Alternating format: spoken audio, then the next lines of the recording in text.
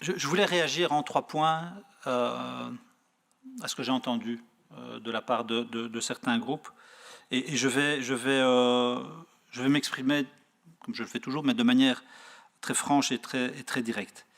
Le premier point, c'est quand même, et mon collègue Sénessal l'a fait, mais souligner le paradoxe qu'il y a à voir certains groupes,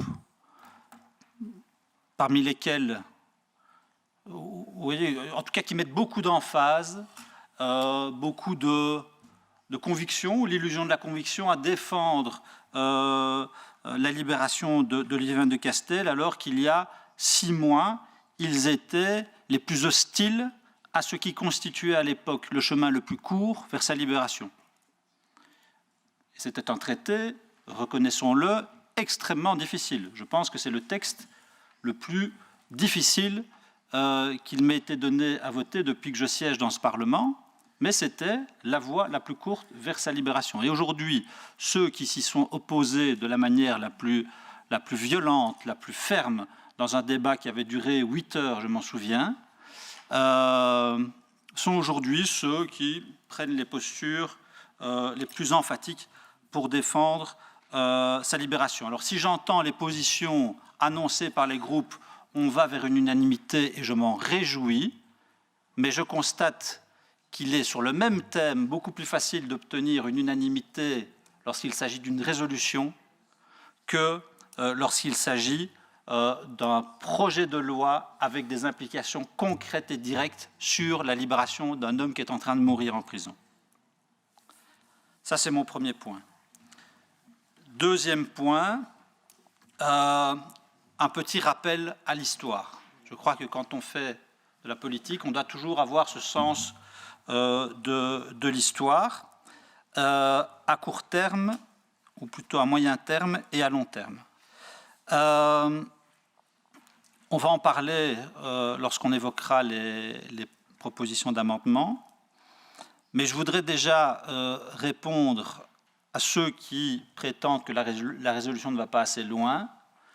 Je voudrais leur rappeler ceci, ou les inviter plutôt à faire le bilan de ce qu'on a appelé la politique de maximal pressure, qui a été engagée à l'époque par Donald Trump, lorsque, en 2018, unilatéralement, il est sorti de ce qu'on appelle le JCPOA, ce qu'on appelle, d'un point de vue barbare, le JCPOA, et qui est donc ce traité sur le nucléaire iranien, qui, en échange d'un engagement de l'Iran sur le nucléaire civil, levait toute une série de sanctions qui pesaient sur le pays. Donald Trump en est sorti, a décidé d'engager toute une série de sanctions qui ont détruit littéralement l'économie iranienne et appauvri la population. Et le résultat de cette politique de sanctions maximales et de pression maximale, ça a été quoi? De décrédibiliser, d'affaiblir et de marginaliser ce que le régime comptait de plus modéré, et je mets tous les guillemets possibles autour du terme modéré. On n'est pas naïf, on sait ce qu'est ce régime, mais toujours est-il que ce qu'on appelait les modérés ont disparu de la scène politique et ont laissé la place à ce qu'il y a de plus ultra au sein de ce régime. Donc ça, c'est le résultat d'une politique de pression maximale à l'égard d'un pays qui n'est pas sans alliés, puisqu'il peut compter sur le soutien politique et économique, notamment de la Chine ou de la Russie, dans une proportion qui est moindre compte tenu du contexte dans lequel la Russie s'est lourdement engagée. Donc ça, c'est le petit rappel historique à moyen terme. Le rappel historique à long terme, moi je ne peux plus entendre, et on en avait débattu longuement au mois de juillet dans le cadre du débat sur le traité, mais je ne peux plus entendre que ce traité mettait en danger ou aurait mis en danger des ressortissants belges sous prétexte qu'il aurait cautionné une politique de prise d'otages de la part de l'Iran. Avec ou sans ce traité, l'Iran fonctionne comme ça depuis la révolution islamique. Le régime a toujours pratiqué la politique ou la diplomatie de la prise d'otages. Ça n'aurait rien changé concrètement sur l'orientation ou les choix diplomatiques, politiques, ignobles d'ailleurs, de ce régime. Donc il faut se rendre compte que ça fait partie de l'arsenal diplomatique que se donne l'Iran de manière absolument dégoûtante, mais on doit vivre avec la réalité telle qu'elle est. Et puis le troisième point, c'est quand même un élément que je soumets à la réflexion de chacun. La Belgique, à travers le traité qui est aujourd'hui suspendu et qui sera vraisemblablement annulé dans quelques semaines, la Belgique a choisi, et c'est à son honneur je trouve, le chemin de l'état de droit. Alors que tous les autres pays qui sont confrontés au même problème eh bien, fonctionnent de service secret à service secret. On a choisi le chemin de l'état de droit. Et l'état de droit, il va permettre aussi un jour à cet agent iranien Assadi de solliciter une libération anticipée. Il a aujourd'hui fait combien, 4 ans et demi de prison, 5 ans de prison, quelque chose comme 4 ans et demi. Plus le temps passe, plus on se rapprochera du moment où en effet il va pouvoir dire « moi je remplis toute une série de conditions et donc je demande ma libération anticipée ».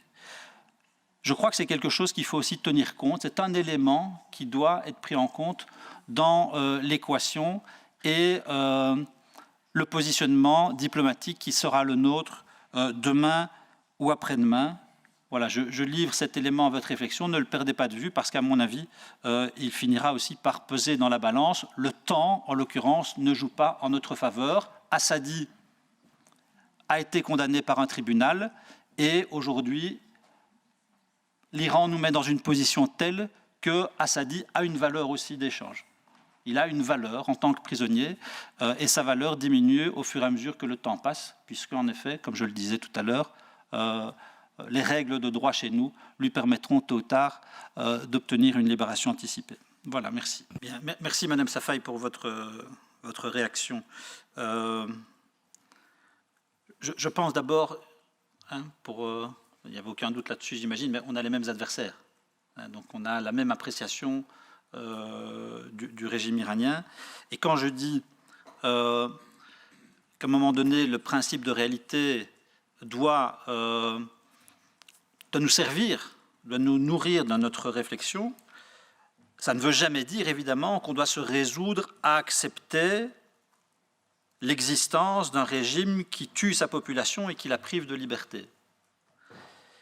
Mais par contre, ce principe de réalité, il nous impose de constater objectivement, froidement, les effets d'une politique, celle qu'a inaugurée, qu'a initiée Donald Trump à partir de 2018. Donc, constater les effets d'une politique de maximal pressure qui visait à la base à changer de régime, à faire tomber le régime, mais qui, en réalité, n'a fait qu'amener les plus radicaux au pouvoir, radicaux qui sont aujourd'hui nos interlocuteurs pour libérer Olivier Van de Castel. Donc, il faut composer avec cette réalité-là, et ça n'empêche évidemment pas à faire tout ce qu'on peut pour soutenir ce peuple iranien courageux qui aujourd'hui est dans la rue pour réclamer sa propre liberté.